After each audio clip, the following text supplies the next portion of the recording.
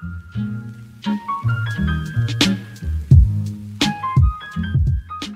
guys, so tapos na ako mag-impake ng aming gamit para sa aming trip to Ifugao. Ayan. Ito na yun. So, pakita ko sa inyo kung ano yung nilalaman nito. Ito, usually ito. Para makita nyo yung ziplock kung gaano siya kaganda. At saka kung gaano kadami yung laman yan. Pero nagkasya, tingnan nyo. Okay, wait lang. Ayan guys. So, as you can see, merong 4 na pouch. Ang kasya dun sa pinakamalaking organizer na to. Yung net organizer na yan. 4 yung kasya. So, ito yung XL. May isa pa kasi akong isang pirasong XL. Dito ko nilagay yung towel. Tapos, ito yung large size ng pouch. Ayan, no, may ziplock to guys eh. Ayan, may ziplock. Tapos, meron siyang butas dito para yung hangin lumabas. So, ayan. Yan yung butas niya para umimpis siya pag nilagay nyo siya dito. Ayan. So, 4 yan. Lahat to sa husband ko. Ayan, pinagsama-sama ko na lahat ng gamit niya. Sa kanya lahat yan. Ayan. O, diba? Perfect. Ayan. So, aayusin ko lang ulit kung paano. Ayan, pakita ko sa inyo na kasya yung 4 na yan ha. Wait lang. Guys, as you can see, kasyang-kasya yung 4 na pouch dito sa large size ng organizer na to. Tapos may kasi siya handle. So, very easy access siya. Kumbaga, kung gusto mong bit-bitin, pwedeng-pwede. And maganda rin yung tela niya. Actually, it's a waterproof. Itong likuran, waterproof. But ito kasing harap niya, net type. Kaya kailangan ko talaga siyang lagyan ng pouch or kailangan ko gumamit nung ziplock na yon para safe na in case nga na ilabas namin to tas umuulan, safe yung damit namin na hindi mababasa. So, ayan, diba? Ang ganda. Perfect siya. Sobrang mura lang nito. Walang 100 pesos. 6 na piraso na siya. So, yan is yung sa husband ko. Tapos, ito naman yung akin. Tingnan nyo, ang liit lang yan. Ito yung medium size. Yung kasunod yan. Oh. Ayan, tapos ito. Okay, so pakita ko naman sa inyo kung ilan yung pouch na nandito sa loob. Okay, so ito namang akin guys. Meron akong 3 pouch. 2 mediums, tama ba? Ito, large. Tapos ito, medium. 2 medium. Isang large na pouch. So, ilang t-shirt ba to? Parang 4 na t-shirt to. Tapos isang pantalon. Pamalit kasi yan. Tapos, undies. Ayan. So, tingnan nyo kung gaano siya kaganda. And, ang ganda kasi nito guys, kasi expandable talaga tong organizer na to. Kaya magkakasya at magkakasya talaga. Ang gagawin nyo lang, isipipress nyo lang siya ng ganyan. And magkakasya na yan. Kasi may butas yung bawat ziplock. May butas sila kaya magkakasya talaga yan. Okay? Okay, wait lang. Sara ko ulit.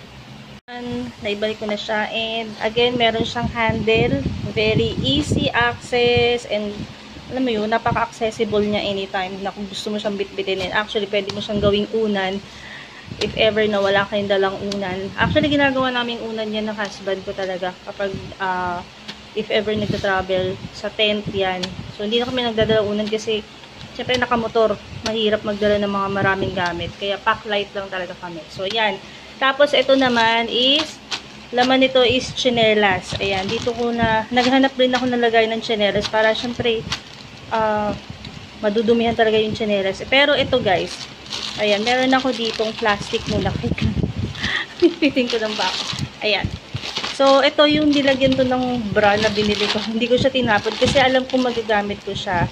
So, dito ko nilagay yung tsinelas ko. Ayan. Yung tsinelas ng husband ko, wala pa, mamaya ka pa ilalagay. So, ayan.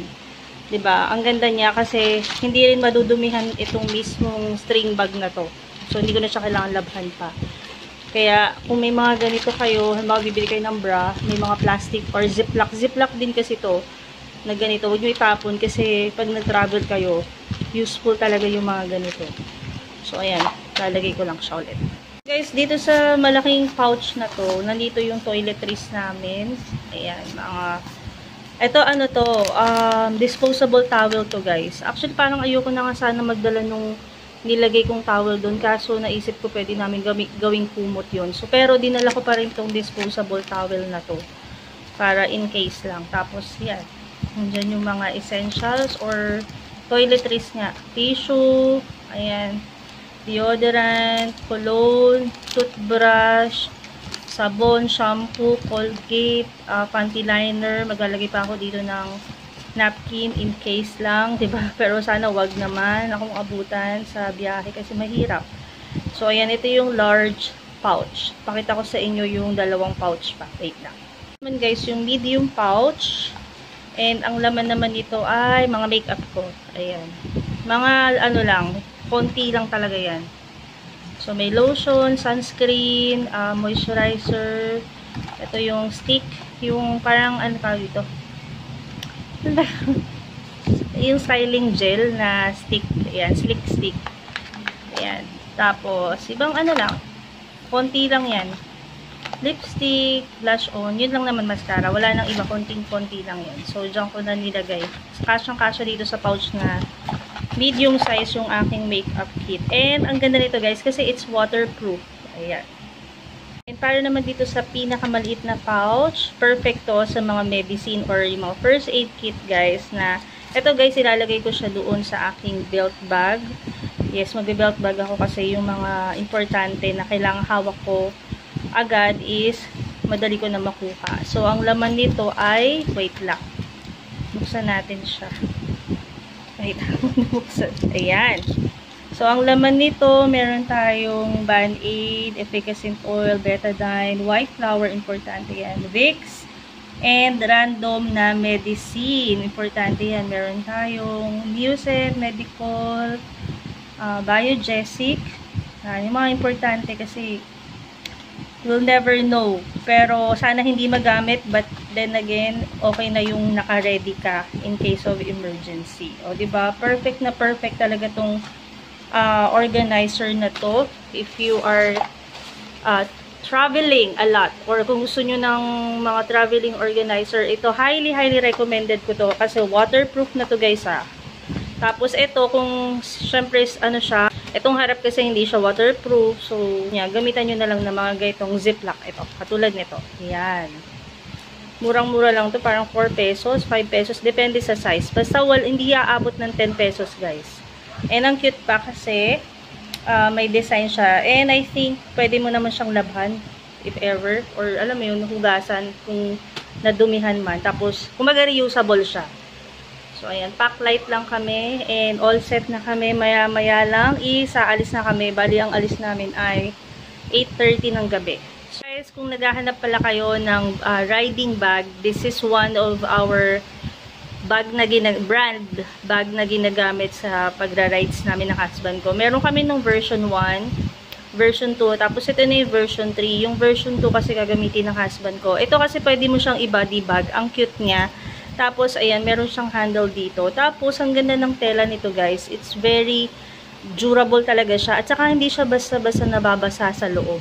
Ayan, no, makikita nyo. Double padded siya sa loob, makapal. Tapos, ang dami-dami niyang compartment. So, marami kang mailalagay dito sa loob ng immortal bag mo. O, diba? Ang ganda. Tapos, ang ganda ng shape niya. Pang-babae yung style niya. Ayan. So, ito yung gagamitin ko for our rice. Tapos, meron pa siya pala sa likod, guys. Ayan. Meron pa siyang secret packet sa likod. So, dito rin sa harap, meron pa. Kaya, sulit talaga to, marami kang mailalagay dito. Kaya, yan, again, kung naghahanap kayo ng riding bag na maganda yung quality, try the immortal bag. Hindi talaga kayo magsisisi dyan. So, yun na lang muna guys, ang isi-share ko sa inyo. Abangan nyo yung aking Ifugao vlog. Kasi this time, mag-a-attempt ako talaga na mag-vlog. Kahit pa konti-konting clips lang. Kasi itong camera kong madaling mapuno yung memory. Pero ayan na muna ngayon. So, yun guys. I hope that you enjoyed this video. If you haven't subscribed to my channel, please do subscribe to my channel. If you like this kind of video, please subscribe. And if you like my video, please click. So, ayun na lang muna guys. Dito ko natatapusin ang aking vlog for today. See you sa Ifugao vlog ko. And sana na-enjoy nyo itong ating video. Yun lang. Maraming salamat. And see you on my next one. Bye!